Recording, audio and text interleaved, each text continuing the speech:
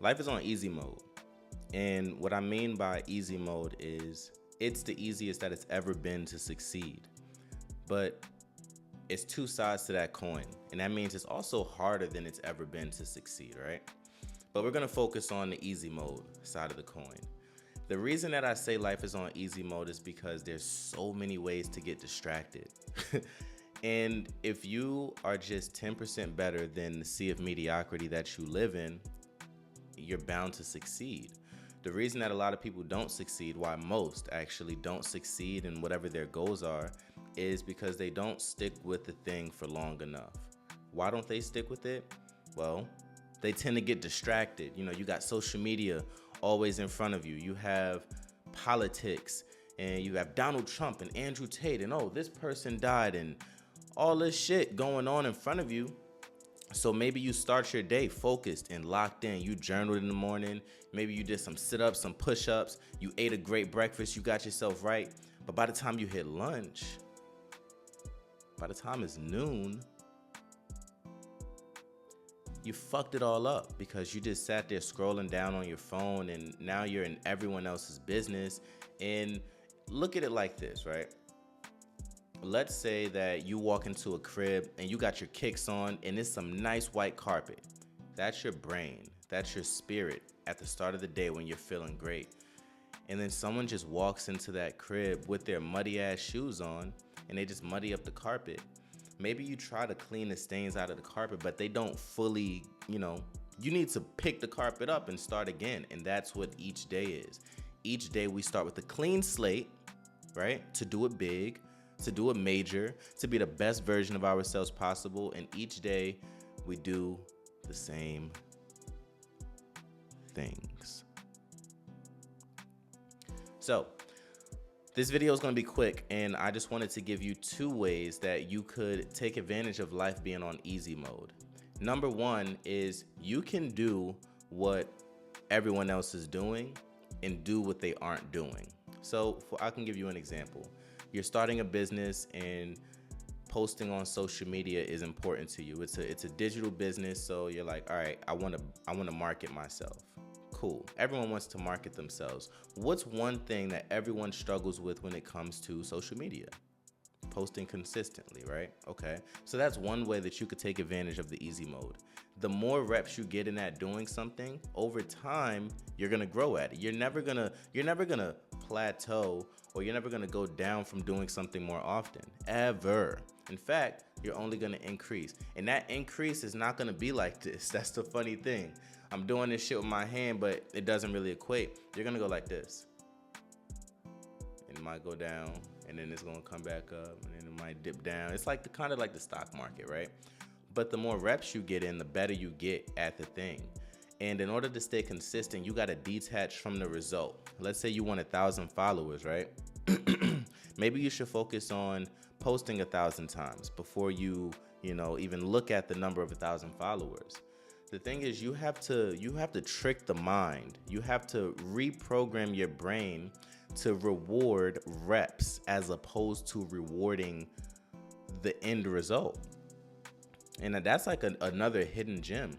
So many people are focused on the end game. They're focused on that. Everyone is playing this game. It's like going to the basketball court and everyone is on that one hoop, and then you got that one lone basketball hoop over there, and you could just work on your jump shot all day long. Play a different game, right?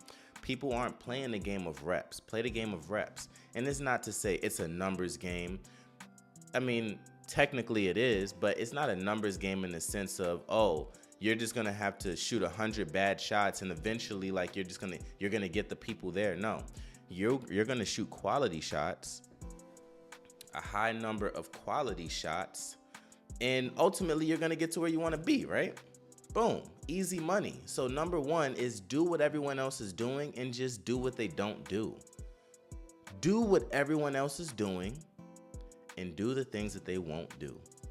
Number 2, ways to separate yourself, life is on easy mode, is to just do the opposite of everybody. If everyone is going this way, you should go that way. Kind of, 2 sides of the same coin. Do what people aren't doing. And there is one way that you can really, really exploit doing the opposite, right? You ready for this? Are you really, really ready? The one way to exploit doing what everyone else is not doing is to be yourself. The easiest way that you can be yourself is by detoxing from what everyone else is doing, right? Your brain is impressionable. Even when you think that you're in control, your brain has a subconscious, right? Bob Proctor talked about this, he talked about this design, and I'm actually gonna draw it for you in real time.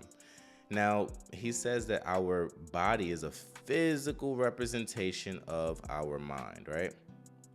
And whatever we put into our mind, it dictates our body, and our body is action, and that dictates the results, right? So here it is. I'll show you the diagram and I'll explain it. So what you have up here is this big circle. This is our brain. You see the C, the letter C stands for your conscious mind. The conscious mind is when you decide to have a thought, right? Your subconscious mind, at the bottom half of this circle, is when you're not thinking about the thought, but it's in there. It's kind of like you don't think about what leg you put in your pants at the same time, you just do it, right?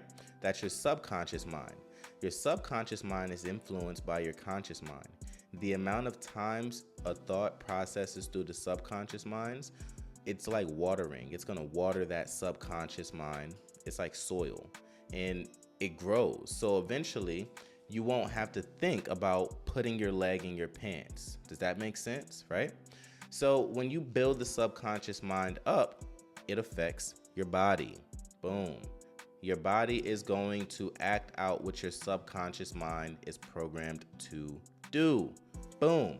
Your body dictates your results. Now that we are done with that little brain lesson, YouTube Bob Proctor, you will not regret it. He's the man.